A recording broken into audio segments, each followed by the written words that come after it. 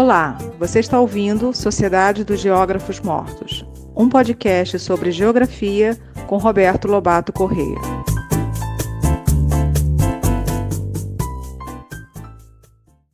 Boa tarde, pessoal. Vamos dar continuidade ao nosso podcast Sociedade dos Geógrafos Mortos.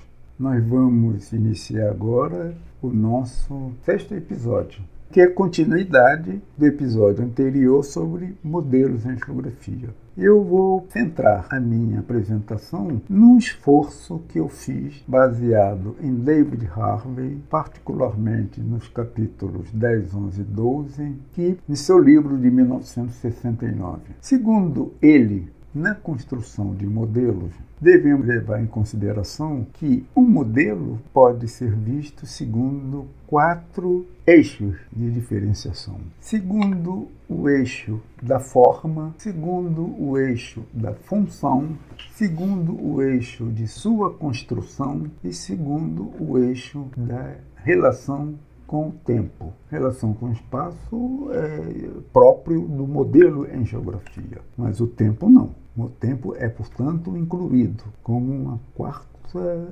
eixo de construção de modelos. O espaço deve estar presente em todos eles, dada a natureza mesma da geografia. Então vejamos, primeiro eixo da construção de modelos. Segunda forma, nós podemos construir modelos que sejam 1. Matemático-estatístico, 2.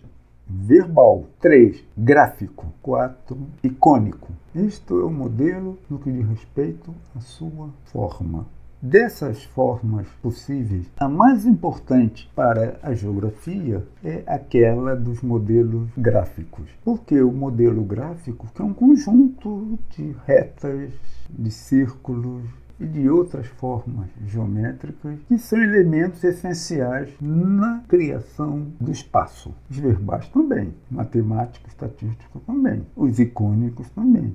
Mas os gráficos, eles são capazes de comunicar relações espaciais diversas. Os modelos construídos na forma matemática estatística, na história do pensamento geográfico, caíram num certo desuso, mas não devem ser abandonados. Os modelos verbais são muito mais frequentes do que nós podemos imaginar. E às vezes nem percebemos que nós estamos diante de um modelo verbal, de uma afirmativa que, através da linguagem verbal, fazemos descrição e articulação de partes, formando um todo. Os modelos icônicos são representações do tipo uma maquete de uma cidade, uma maquete de um shopping center, um bloco diagrama de uso da Terra segundo partes do relevo. Mas os modelos gráficos são, no meu entender, fundamentais e centrais. Sobre esse assunto, eu sugiro que se veja na Revista Brasileira de Geografia, que está toda ela, desde o seu primeiro número, em 1939, toda ela digitalizada, podendo-se pesquisar e extrair textos segundo temas, datas, autores. Trata-se de um texto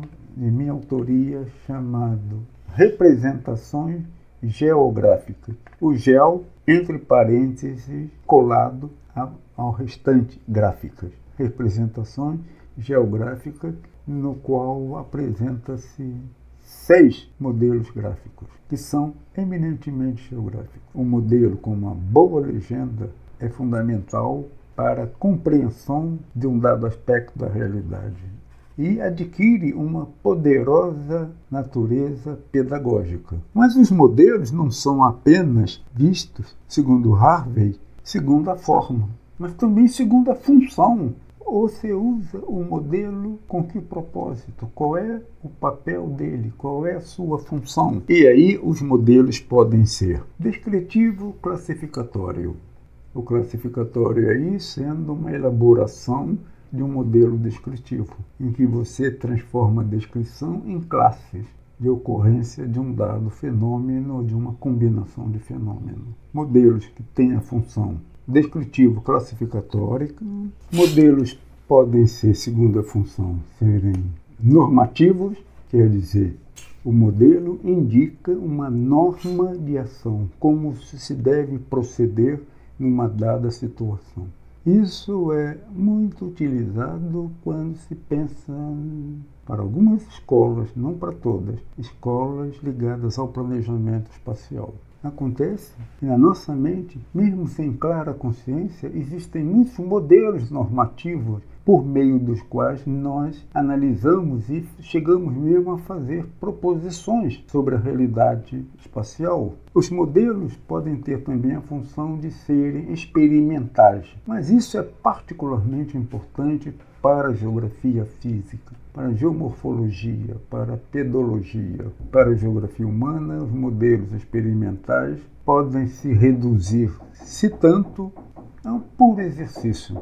E, finalmente, a outra função dos modelos, que não está em Harvey, mas está em Max Weber, é a função de permitir a compreensão da realidade, que é um processo no qual nós analisamos e temos uma visão como as partes estão integradas e constituem uma unidade. Mas os modelos não são apenas considerados na perspectiva da forma e da função. Mas é bom que se lembre que um modelo gráfico pode ter uma, duas ou três funções distintas. Da mesma maneira, um modelo verbal pode ter uma, duas, três, quatro funções distintas. Há uma combinação entre os elementos que caracterizam, que definem os modelos segundo a forma em relação à sua função. E não há necessariamente esta relação. Se um modelo tem tal forma, ele terá necessariamente tal função, o que significa uma ampla liberdade de seleção e de uso de modelos em geografia. O terceiro caminho pelo qual Harvey aponta as características do modelo no que diz respeito à sua construção, como um dado modelo foi construído. E as possibilidades são também significativas. Primeiro, um modelo pode ser construído por generalização indutiva. E aí, as técnicas estatísticas são importantes, por meio das quais vocês criam uma generalização a partir das partes até chegar a um todo. Então, os modelos, a generalização indutiva é um método pelo qual se constrói modelos. A partir das partes se chega ao todo. Há uma generalização de baixo para cima. Mas isso pressupõe o uso de técnicas estatísticas. Outra possibilidade é o modelo ser construído via um esquema hipotético dedutivo, a partir da construção de uma hipótese da onde se pode derivar, ao se considerar alguns mecanismos, as implicações. Se pode deduzir uma proposição. Esse tipo de construção é muito utilizado nos modelos que, do ponto de vista da função, são modelos normativos. Do ponto de vista da forma, modelos estatísticos, matemáticos. Na geografia, a partir dos anos 80, os modelos hipotéticos dedutivos foram deixados de lado. E, anteriormente, no final dos anos 60 e 70, tiveram um emprego relativamente limitado. Há ainda um outro tipo de construção que é também de origem weberiana. É o ideal tipo, ou ideia tipo, ou ainda tipo ideal, e que se refere, sobretudo, à função da compreensão. Eu creio que é necessário o geógrafo se aprofundar nisso, porque compreensão e tipo ideal sempre foram deixados de lado, ou muito pouco adotados por geógrafos. Mas quero crer que sejam fundamentais para aqueles que estão preocupados com a organização espacial. Sobre esses três aspectos da natureza dos modelos, eu quero enfatizar que modelos gráficos, modelos descritivos, classificatórios, compreensão e tipos ideais são extremamente significativos, poderosos para a análise geográfica. Estamos, portanto, longe daquilo que o geógrafo, em sua maioria, temia, um modelo matemático-estatístico. Isso abre enorme possibilidade para a pesquisa geográfica. A quarta via, que não está em Harvey, mas vem de uma reflexão minha, é que os modelos, além de poderem serem vistos em termos de forma, função, construção, eles podem ser vistos também segundo a sua relação com o tempo.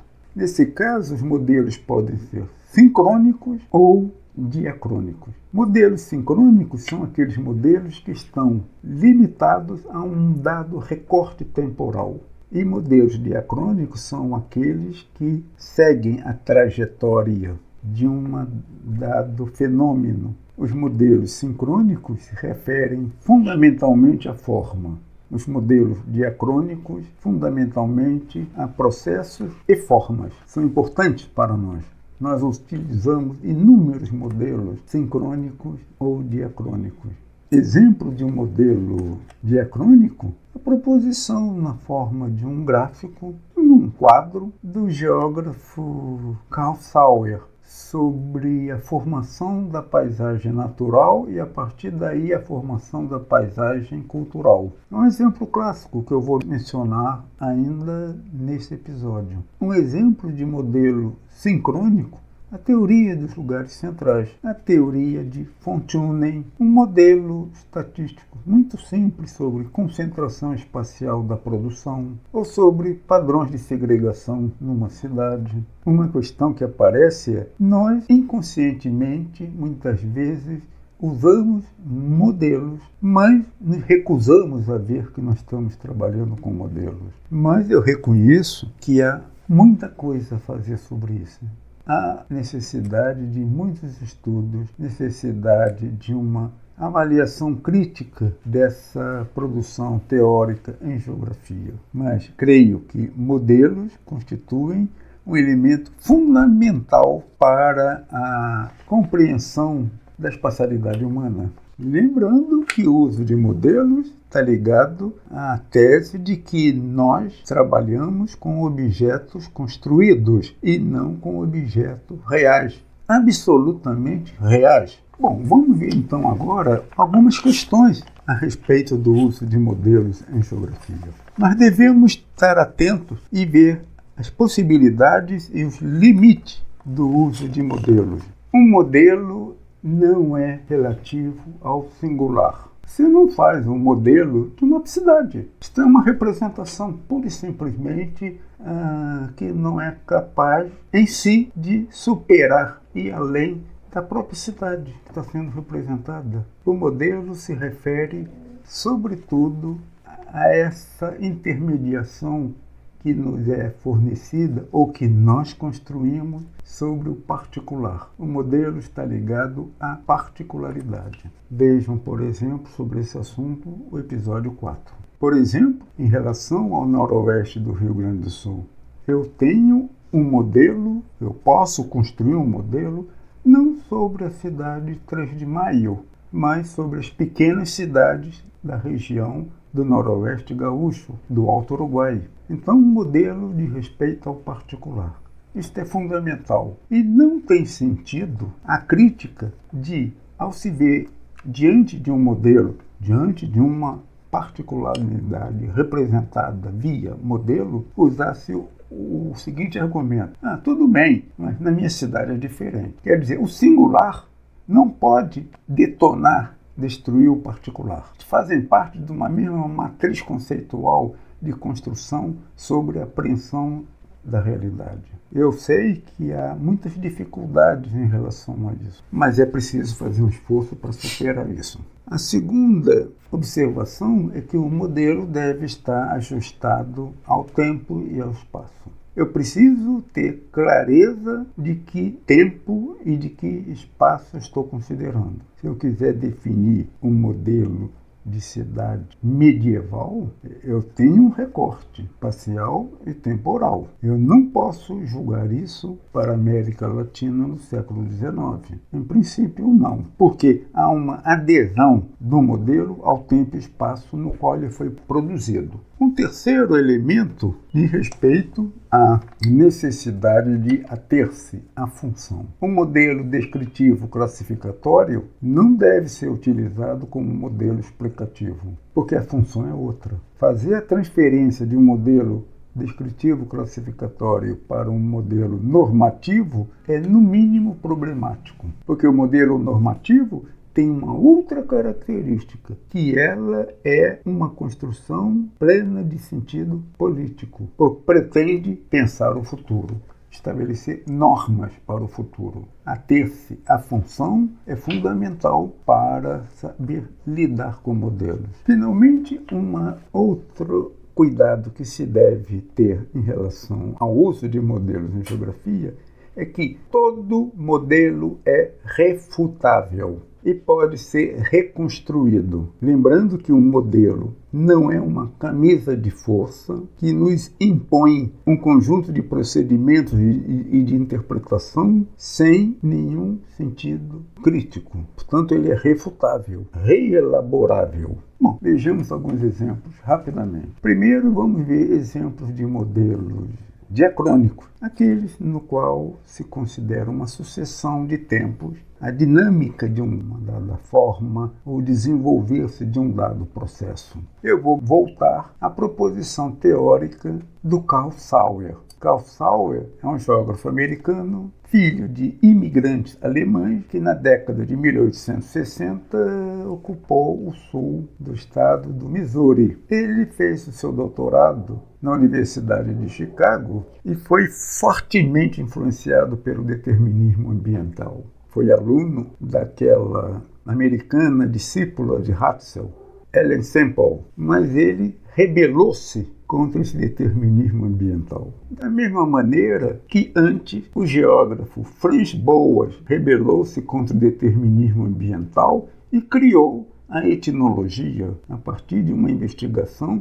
dos esquimós e depois dos grupos étnicos do noroeste do Rio Grande dos Estados Unidos e da Colômbia Britânica, no Canadá. O Sauer fez pesquisas no estado de Michigan e, a partir daí, ele critica o determinismo ambiental de sua formação. Em 1925, já como professor da Universidade da Califórnia, campus de Berkeley é um subúrbio de São Francisco. Ele produz o seu clássico texto, A Morfologia da Paisagem. Daqui a 2 anos, esse texto vai comemorar 100 anos. Trata-se de um modelo, através de um quadro de referência, meio gráfico, meio quadro de referência, no qual ele mostra que processos da natureza envolvendo geologia, geomorfologia, climatologia, vegetação, hidrografia, pedologia. Esses processos, ao longo do tempo,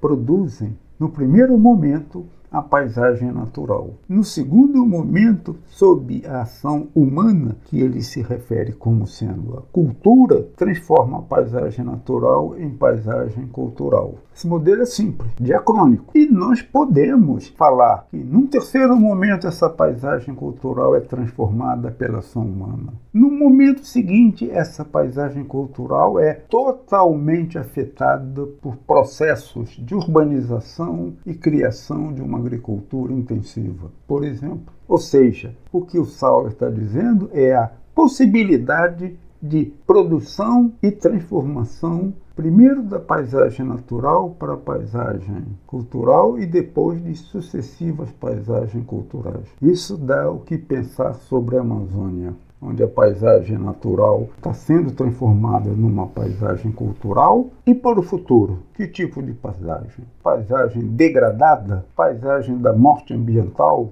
Indígena? Mas o Sauer está apontando a esse processo, a essa diacronia na formação da paisagem. É um modelo a ser explorado e é um dos melhores exemplos de modelos diacrônicos que os geógrafos fizeram. Há muito mais sobre isso. Os modelos sincrônicos são modelos que se referem a um dado momento do tempo. Só que esse momento do tempo, que é como que separado da diacronia e se transforma em sincronia, esse momento ele já é o resultado de processos anteriores que deixaram marcas naquele modelo sincrônico. A sincronia pode ser vista como um acúmulo de diacronias e um olhar fotográfico daquele momento. A diacronia é como se fosse um filme. A sincronia é como se fosse uma foto que resgata todas as heranças do passado. E aí os modelos são os mais numerosos.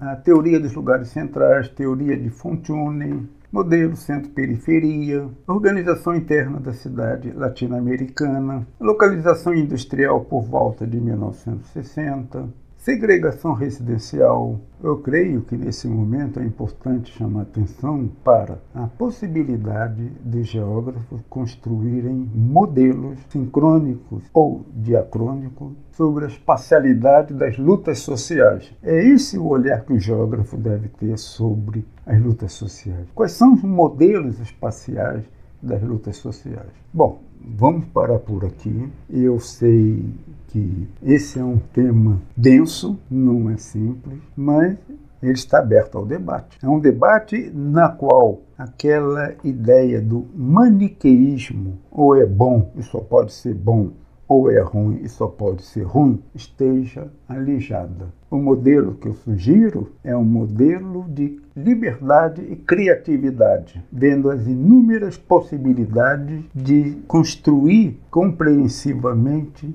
um esquema, um quadro, um modelo, uma representação sobre a espacialidade humana. Muito obrigado pela atenção. No nosso 7º episódio, nós vamos entrar com um número maior de episódios no último tema dessas questões sobre a espacialidade humana, que se chama Tempo, Espaço e Geografia. Boa tarde e até a próxima.